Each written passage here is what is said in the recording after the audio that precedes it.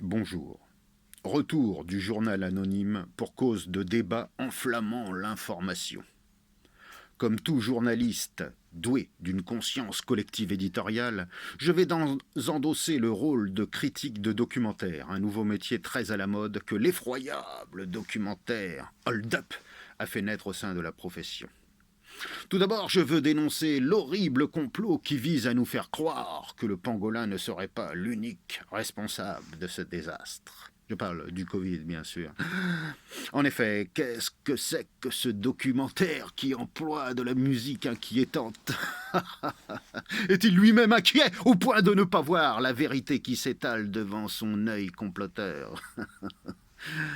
L'auditeur se trouve pris dans une musique qui l'inquiète, lui rendant la réalité suspecte, le poussant à croire des choses inquiétantes.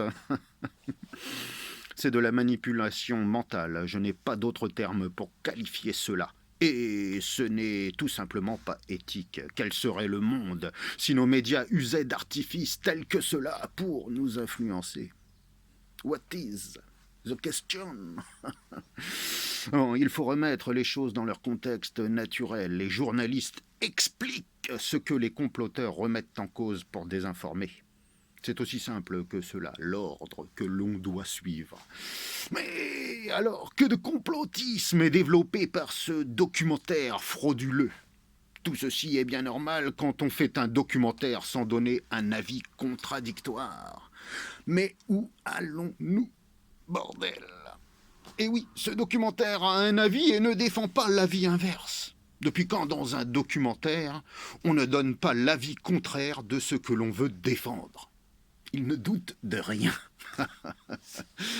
Et ce hold-up se permet vraiment tout. On est déjà assez tolérant dans la société d'accepter des caricatures dégueulasses et méchantes dans les livres d'école. Mais on ne peut pas tout accepter. Ou c'est la journée porte ouverte à tout et n'importe quoi. La liberté des uns ne s'arrête plus là où ne commence pas vraiment celle des autres. Enfin, vous voyez, ce type de documentaire doit être tout simplement aboli de la liberté d'expression. Mais ce serait bien sûr lui donner trop d'importance. Ah là là là là. Dans ces jours tristes pour l'intelligence, nous avons pu compter sur l'exceptionnel potentiel intellectuel du corps journalistique que je représente pour démontrer un à un tous les mensonges de ce documentaire inacceptable. D'autant plus dangereux que c'est la parole de certains prix Nobel contre l'élite du journalisme. Luc Montagnier, mais pourquoi pas Gilbert et son hypothèse de virus de laboratoire contre BFM Télé et l'œil de la caméra sur le pangolin tueur. Il n'y a pas photo, hein. Virus et vaccins qui seraient livrés dans la même enveloppe contre documentaire sérieux d'Axel Chevalier sur le marché de Wuhan, filmant une chauve-souris en train de caguer sur un steak de pangolin. Et ensuite, un virus avec 3 savants, avec 2 poils en menton, mettant un liquide fumant dans une éprouvette et puis pompa. Enfin, il convenait au journal anonyme de faire son métier et de dénoncer à notre tour un mensonge qui n'avait pas été révélé par mes chers confrères.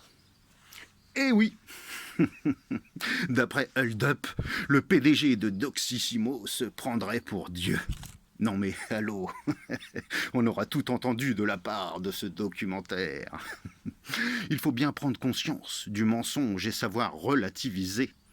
Dieu serait beaucoup plus nuancé sur l'extermination des pauvres. C'est du moins ce qu'on peut comprendre des textes quand on lit un peu, bien sûr, mais je ne pense pas que ce soit le cas de ceux qui regardent ce documentaire. Ah là là là là là là, mais bon, passons. Donc, un peu de jugeote. Aucune chance que ce bougre soit Dieu en personne. Il ne faut pas faire croire n'importe quoi aux gens. C'est très dangereux. On finit par semer la confusion et par croire que tout le monde complote. Alors que ceux qui complotent sont ceux qui complotent réellement. Et qui sont les seuls, en fait, à savoir quelque chose du plan. Enfin, normalement, hein, quand ils sont pas trop cons. Hein. Enfin, pour certains, ça fait quand même 2000 ans qu'ils ne se mélangent pas. Hein, donc ça peut expliquer certaines choses. Et au final, ça ne fait pas tant de monde que ça. Alors j'utilise les mathématiques, je pose la question pourquoi donner tant d'ampleur à un complot de décadents vieillards consanguins et de dangereux pédophiles sanguinaires qui se sont achetés la terre entière alors que l'amour existe encore.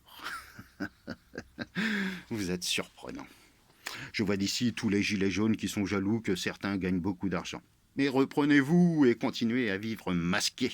Vous n'êtes personne pour accuser quelqu'un, en définitive. Alors n'hésite surtout pas à rentrer dans le rang.